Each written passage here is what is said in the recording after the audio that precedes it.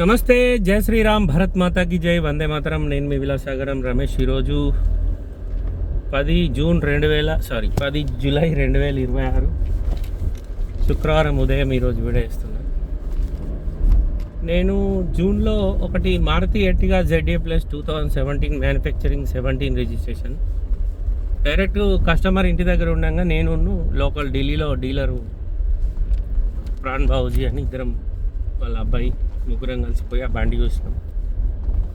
బండి direct customer దగ్గరనే మనకు కొంచెం రేట్ ఎక్కువ ఉండే. ప్రాణ్ బాబుజీకి మనం ఒక 20-25 వేలు ఇచ్చి ఆ బండి మనల్ని తీసుకోని అన్నాడు. ఎందుకంటే ఆ జిమ్మదారి అంతా వాళ్ళదే ఉంటుంది. దాని మీద చాలాన్లు ఉన్నా, ఏదైనా పోలీస్ కేసులు ఉన్నా, ఎన్ఓసి తీసి ఇచ్చుడు, ఇన్వాయిస్ ఇచ్చుడు, ప్లస్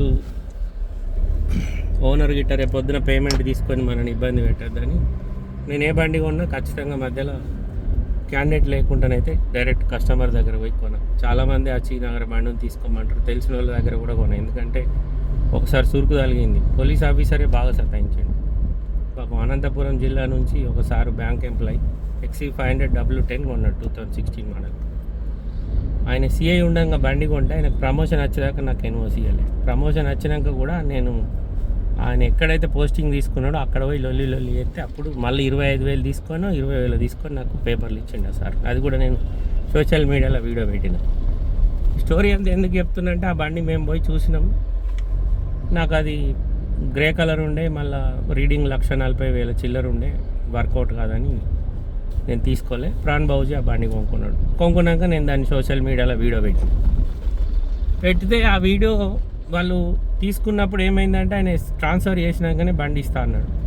ప్రాణ్ బాబుజీ వాళ్ళ అబ్బాయి పేరు మీద బండి ట్రాన్స్ఫర్ అయింది.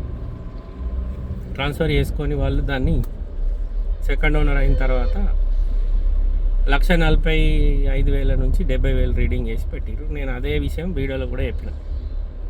అయితే 2 days బ్యాక్ ఒక డీలర్ అన్న మన ఉమ్మడి ఆంధ్రప్రదేశ్ నుంచి ఒక అన్న ఎట్టిగా పలాన్ కార్డు ఉందంటే పోయి చూసినాక అనుకోకుండా అక్కడ నా టాపిక్ తెచ్చిండంట. పలానా చరిత్ర కార్ బజారు మనకు బాగా పరిచయం, అది ఇది అనగానే అక్కడున్న అబ్బాయి పనిచేస్తే నాకు ఫోన్ కల్పించిండు. మాట్లాడు రమేష్ భాయ్ తుమారా ప్రశాంత కథ అంటే నేను కస్టమర్ తోటి ఫోన్ మాట్లాడి ఈ బండి గురించి ఆయన నన్ను అడిగిండు. అన్న ఈ బండి మీరు చూసిరా ఎట్లుందంటే బండి బాగుందన్న, రీడింగ్ ఒరిజినల్ కాదు, 1,40,000 చిల్లర తిరిగింది. అది డైరెక్ట్ పార్టీ దగ్గర ఉన్నప్పుడు కూడా నేను పోయి చూసిన, మనకు వర్కౌట్ కాలేదన్న ఇయ్య అన్నాడు అని చెప్పి మాటల మాట అయిపోయిన తర్వాత అన్న మరి దీనికి లైఫ్ ట్యాక్స్ ఎంత వస్తుంది, దీనికి అన్ని పేపర్లు వస్తాయా, ఇక్కడ వీళ్ళు ఏమైనా మనని ఇబ్బంది పెడతారా, అది ఇది అంటే పేపర్ల జిమ్మదారి నాది సార్, మీరు బండి తీసుకోర్రి, వాళ్ళు పేపర్లు ఇవ్వకపోతే నేను వసూలు చేసి ఇస్తాను, ఎందుకంటే నేను అక్కడే ఉంటాను కాబట్టి మీకు ఏం ఇబ్బంది లేదు, మీరు ఆ బండి కళ్ళు మూసుకొని తీసుకోరని చెప్పినాక అన్న నేను దీన్ని 4,80,000 మాట్లాడుకున్నా, తీసుకుంటున్నా అన్నాడు. గంత తక్కువకి ఎట్లా ఇస్తాడు భయ్యా, నేను 5,25కి అడిగితేనే నాకు ఇవ్వలేడు, నీకు 4,80కి ఎట్లా ఇస్తుండని నేను అనేసిన ఓ మాట. కానీ వాస్తవంగా వాళ్ళు 5,5కి ఇస్తా అన్నారంట. ఈ మధ్యవర్తి ఎవరైతే మన దగ్గర సలహా తీసుకోవడానికి ఫోన్ చేసిండో ఈయనే మనని మిస్గైడ్ చేసిండు, రేట్ తప్పి చెప్పి. అన్నాక లేదన్నా నాకు 4,80కి ఇస్తా అన్నాడు. మీకు ఫోన్ చేయడానికి కారణం ఏంటంటే ఈ లోలో నాకు తెలియదు కదా, మరి పేపర్లు ఇస్తారో ఇయ్యరో, మళ్ళీ దీనికి ఎన్ని పైసలు అవుతాయో నాకు తెలియదు, అందుకోసమే మిమ్మల్ని అడుగుతున్నా అంటే తీసుకోరు సార్, దానికి 1,00,000 పైన, 1,00,000 నుంచి 1,50,000 దాకా పేపర్లకు అయితే ZA ప్లస్ కాబట్టి తీసుకోర్రి, బండి బాగుంది, యాక్సిడెంట్ బండి కాదు, కానీ రీడింగ్ మాత్రం జెన్యూన్ కాదు, ఇంకా టైమింగ్ చైన్ కూడా చేంజ్ కాలేదు దాన్ని. నేను దాని గురించి ఎక్స్ప్లెయిన్ చేసిన. ఆయన 4,80 అని నాకు చెప్పి నా దగ్గర వాళ్ళు నాకు ఎంతకి ఇస్తా అనేది రేట్ ఆయన నా దగ్గరికి వెళ్ళి తీసుకున్నాడు రేటు. సరే తీసుకొని అయిపోయింది. మళ్ళీ వాళ్ళకేం చెప్పిండంటే నువ్వు రమేష్ భాయ్కి 4,80కే ఇస్తా అన్నమాట, నాకేంది 5,500 చెప్తున్నావు అని మళ్ళీ వాళ్ళకి చెప్పాడు.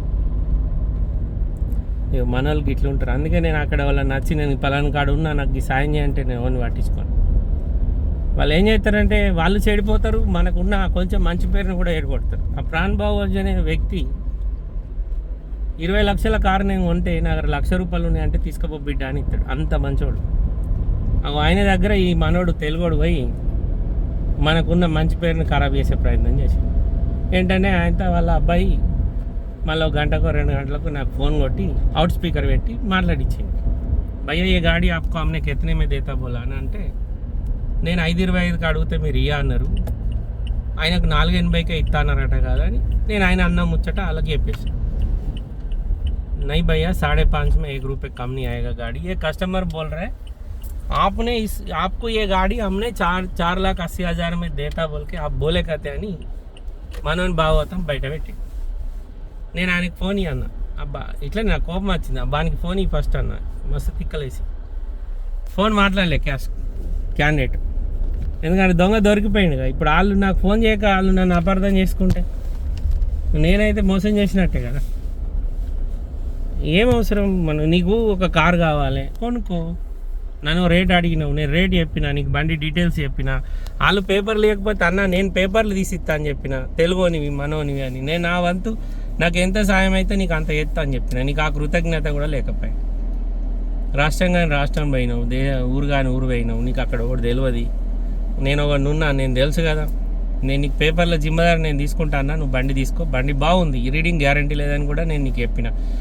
ఆ ఓనర్ వాళ్ళ దగ్గర ఎంత ఓనర్ కూడా నాకు ఐడియా ఉంది, వాళ్ళు ఇంతకు ఇస్తా అన్నారు. దాని మీద వెనక బంపర్ డెంటింగ్ పెయింటింగ్, వెనక డిక్కీ ఉన్న బంపర్ డ్యామేజ్ ఉండే, అవి డెంటింగ్ పెయింటింగ్ వేయించారు, పెట్టుబడి పెట్టిరు, వాళ్ళ పేరు మీద వాళ్ళ కొడుకు రాహుల్ పేరు మీద బండి ట్రాన్స్ఫర్ అయింది.